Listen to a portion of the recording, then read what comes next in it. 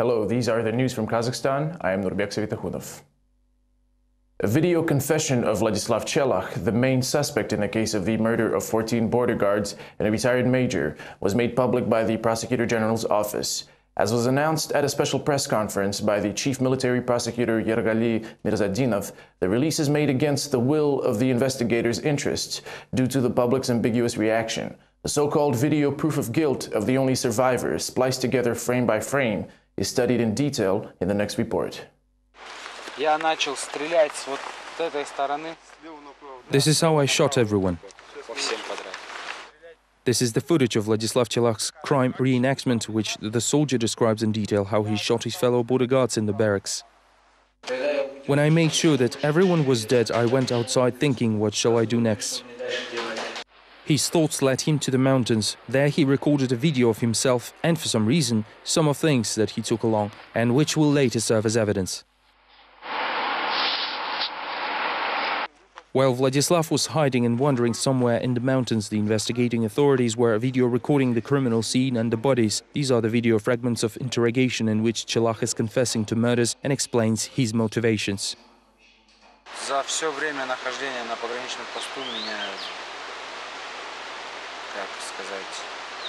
Throughout my service at the outpost, I was constantly humiliated and insulted. The investigators also recorded Chelakh's meeting with his family. In this video, the suspect is convincing his mother that he is indeed guilty.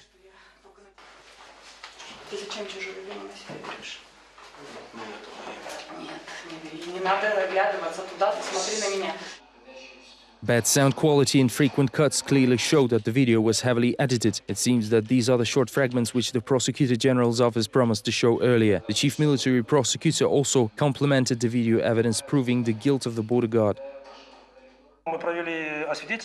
We have conducted a medical examination when he was arrested, and it also confirms that there were no injuries indicating physical violence which could have pushed him to commit such grave crime. However, his testimonies and evidence that we collected show that there was a hostile relationship between Chelakh and fellow soldiers.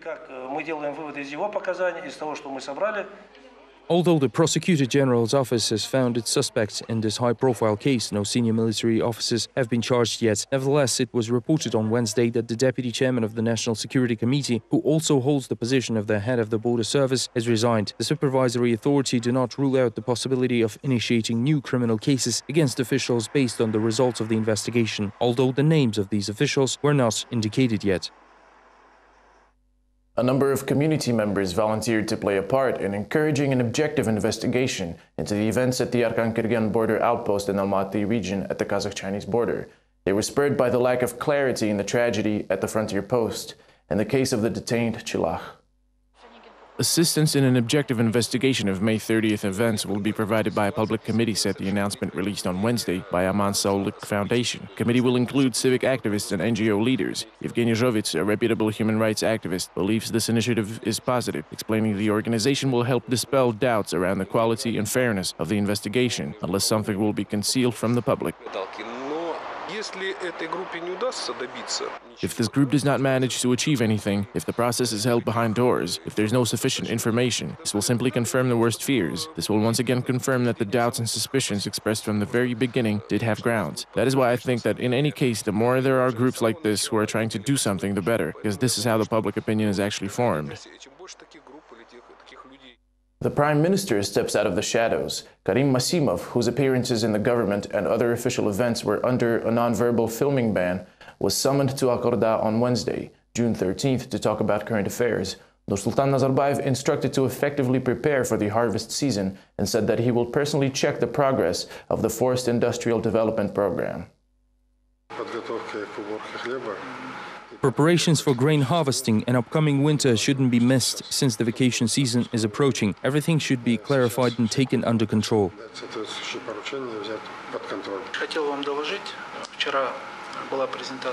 I want to inform you that a three-part presentation of Kazakhstan was held on Tuesday for the Expo 2017 in Paris. The first part was your video address, which I believe was very well made.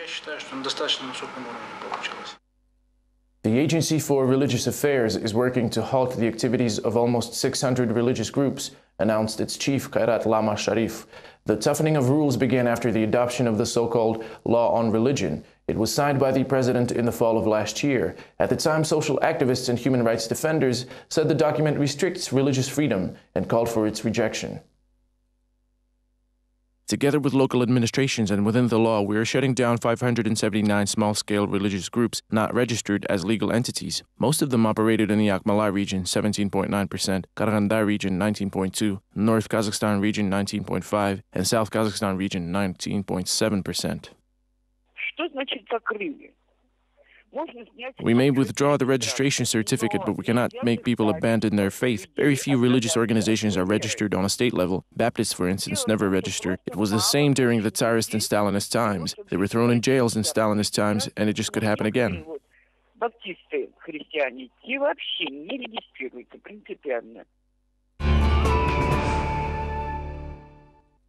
Vladimir Kozlov's wife announced on Radio Azattyk on Wednesday that the period of the Alga party leader's arrest was extended to July 23rd. The Zhanaozian court has made a similar decision in regard to the public figure Serik Sapargaly. He will remain in custody until July 23rd. To recount, Vladimir Kozlov and Serik Sapargaly were charged with the same violation, the incitement of social hatred. The dissenters have been kept in detention since January 2012. The investigation kept postponing the trial as the prosecution couldn't gather the necessary evidence in time, extending the detention of activists. Kazakhstan national patriots and members of the intelligentsia are concerned about the fate of Zhaltoksan events participant Serik Sapargaly. At a press conference on Wednesday, they addressed an open letter to President Nazarbayev with the demand to investigate the case of the opposition member. His associates recount that he is being accused of inciting social hatred for supporting the oil strike in western Kazakhstan. Sapargaly's supporters' appeal is yet to receive an official response. Well-known civil activists, public figures and writers threw their weight behind the Decembrist who has been under investigation for already 6 months. The politician and member of Alga party Vladimir Kozlov and journalist of Vzglyad newspaper Igor Vinyavsky are supported by their wives, whereas Serik Sapargaly is on his own, activists say. His name is rarely mentioned in the press. Therefore, an open and fair investigation of his case could only be reached with public efforts. Currently, the 60-year-old opposition leader is in a detention facility in Aktau awaiting trial. We, as patriots, citizens and honest people, need to declare it publicly in all media so that later our descendants will say we did nothing. I have no doubt that in time he will be acquitted as he was unlawfully convicted.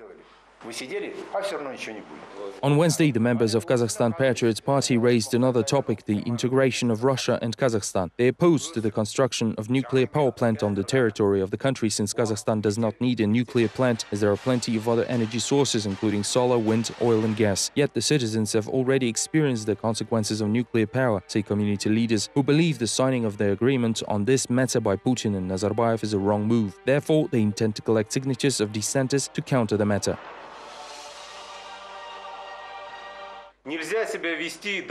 We cannot allow making our country a colony, and we're simply turning into one tailored for the 21st century. What will happen to us if we are going to bring a nuclear fuel bank and have a nuclear plant here? According to some sources, the Center of Bacteriology is under construction in the earthquake-prone zone near Almaty. So imagine what will happen to Almaty if it will fail.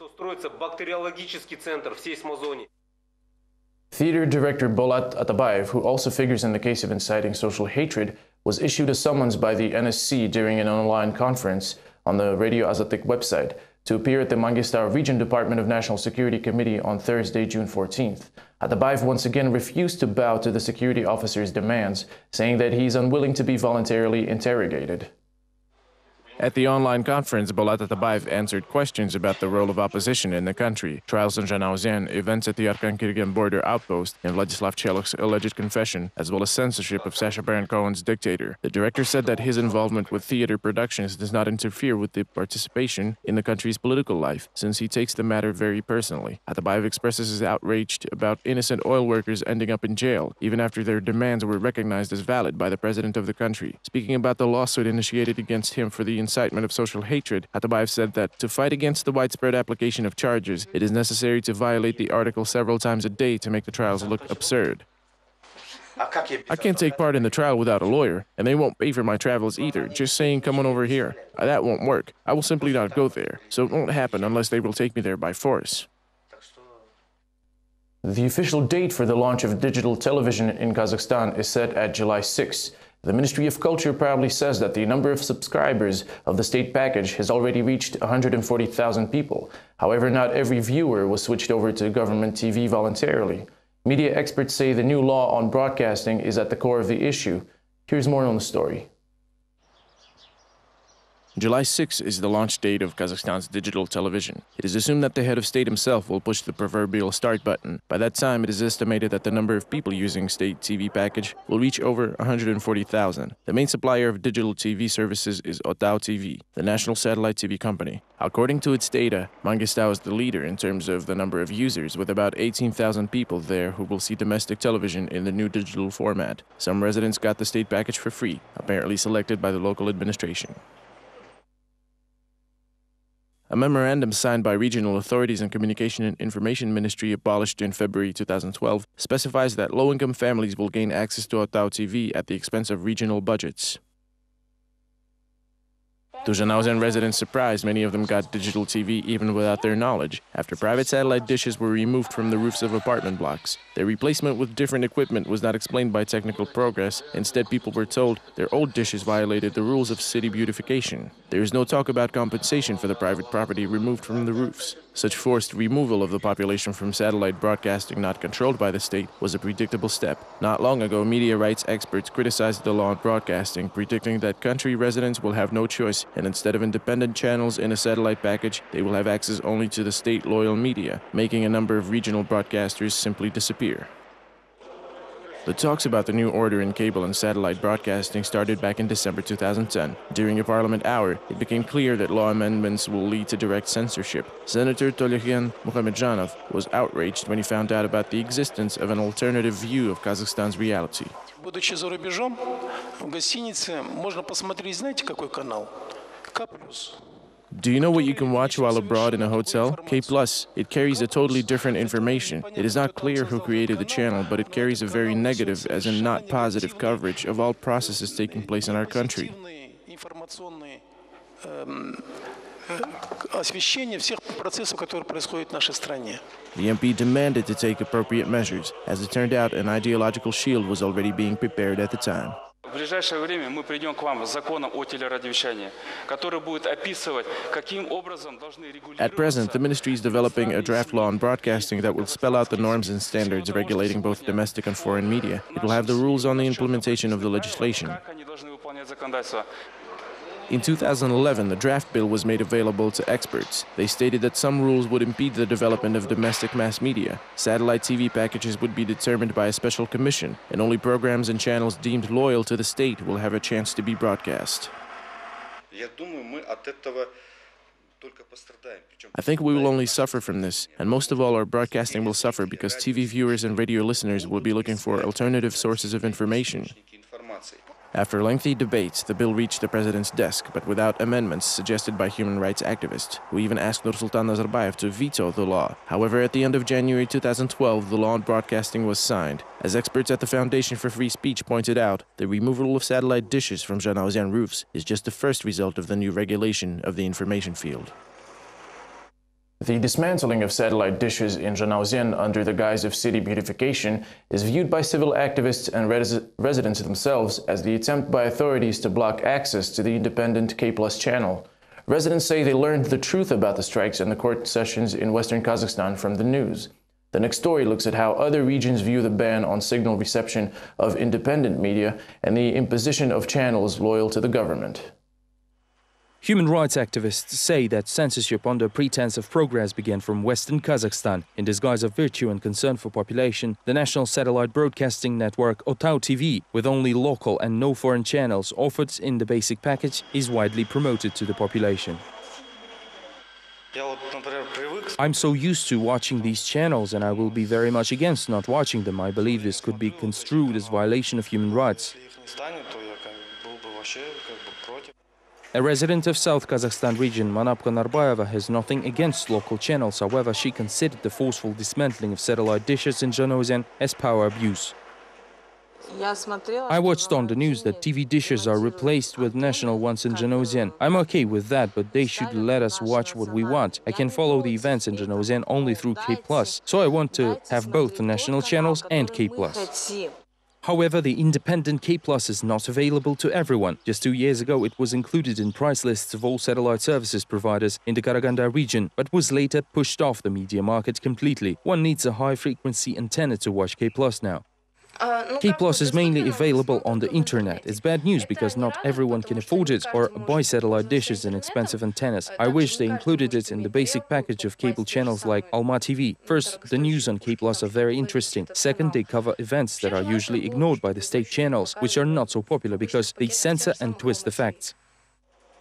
Unfortunately, it seems the choice has already been made for the population of Kazakhstan, all thanks to the new law on television and radio broadcasting. Human rights activists declared even before the bill came through that it is intended specifically to pull the plug on private and independent media. Therefore, the dismantling of satellite dishes in Zhanaozen, which allowed people to watch channels so disfavored by the government, is only the first small step towards a complete censorship, say mass media experts. More than 20 car owners with Kyrgyz license plates came to the walls of the Department of Traffic Police in Almaty on Wednesday, demanding to resolve the issue of the detention of their vehicles. Например, у меня дети купили машины, им говорили, да, проехали они, да, вы можете ездить. For instance, my children bought a car and they were told that they can freely drive in Kazakhstan with Kyrgyz license plates. We did just that until February, and then 19 cars were legally arrested and impounded. We do not know where the cars are now. Later we realized that it was simply a big scam. Когда начали документы отдавать эти ребята, они у них забрали эти машины и поставили на штрафстоянку. People are complaining about the authorities not resolving the issue with cars from Kyrgyzstan for 5 months. According to the lawyer Sergei Utkin, citizens who bought cars were simply fooled by second-hand dealers who sold them false custom declarations. The experts spoke to dissatisfied people and reached a preliminary conclusion that the traffic police is artificially spreading panic among the population since they have no authority whatsoever to ask the drivers for customs declarations. Nevertheless, all this time many cars remain impounded. To recap, after entry of Kazakhstan in the customs union, the car prices in the country significantly increased, unlike in the neighboring Kyrgyzstan. Drivers rushed to buy cars in Bishkek and sought to register them as owned by relatives in Kyrgyzstan or pick up transit license plates. The most important question in this case is who is responsible for this situation. We believe in this case it is the fault of the customs authorities because they allowed the cars to cross the border. According to the customs code regulations, they were the ones who had to stop the drivers if they didn't pay official import fees. If they would have said it to the first few people who were bringing cars from Kyrgyzstan, we would not face this problem and thousands of other dissatisfied drivers. The admission process to kindergartens is drawing to a close, with a record-breaking number of children who will not be attending this year. On Wednesday, parents whose kids may be left without caregivers' supervision stormed the hallways of the Commission for the Allocation of Vacant Seats. Over 20 parents were waiting for the committee's decision despite heavy rain. It is clear now that most of the children will stay home, as there are not enough establishments to service all of them. Nevertheless, parents say there are dozens of vacant places, but the officials are not willing to give them up due to corruption.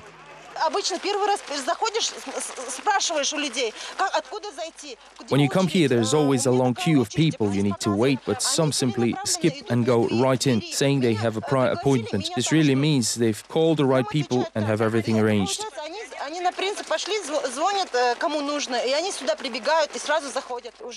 I've been waiting here for 4 days under rain and sun. However, some people just pay bribes and are admitted without any waiting. This is not fair. It means that there are no places left for us, and instead they were given to bribers. They should give those vacant places to us.